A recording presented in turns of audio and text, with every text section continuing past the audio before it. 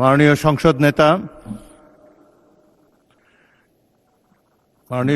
নেতা, আপনি সংসদ কক্ষে প্রবেশ করার কিছুক্ষণ আগে এই সংসদের সকল সদস্য, সরকারি দল এবং বিরোধী দল থেকে বক্তব্যের মাধ্যমে একটি প্রস্তাব পাশ করেছে, আপনাকে ধন্যবাদ জানিয়ে।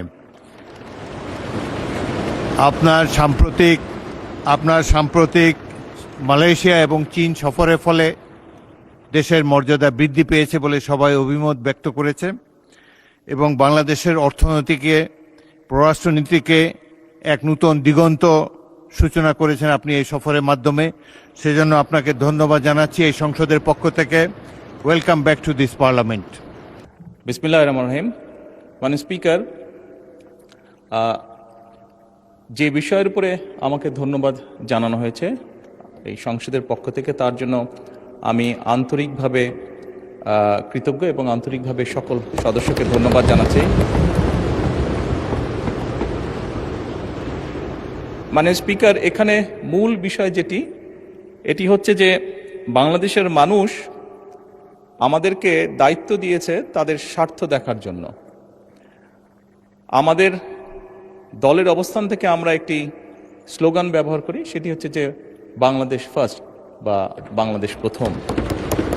আমি যে কাজটি করার চেষ্টা করেছি মাননীয় স্পিকার, আমি আমার অবস্থান থেকে আমি আমার দেশের মানুষের স্বার্থ নিয়ে কথা বলার এবং সেই স্বার্থ রক্ষা করার চেষ্টা করেছি মাননীয় স্পিকার। মাননীয় স্পিকার, এখানে আমাদের কারোরই কোনো ব্যক্তিগত কোনো বিষয় নেই। এটি যদি কোনো কিছু অর্জন হয়ে থাকে, ভালো কোনো কিছু অর্জন হয়ে থাকে, এটি বাংলাদেশের অর্জন।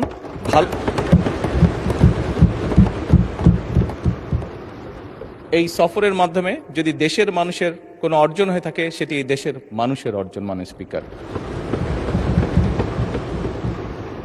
তবে মাননীয় স্পিকার, যেহেতু সংসদের সকল সদস্য, বিশেষ করে বিরোধী দলীয় নেতা, উনিও উৎসাহ প্রদান করেছেন দেশের জন্য, দেশের মানুষের পক্ষে কাজ করার জন্য, সেজন্য আবারও আমি আমার ব্যক্তিগত পক্ষ থেকে সকল সদস্য, বিরোধী দলীয় নেতা সহ সকল সদস্যকে আন্তরিকভাবে ধন্যবাদ জানাচ্ছি।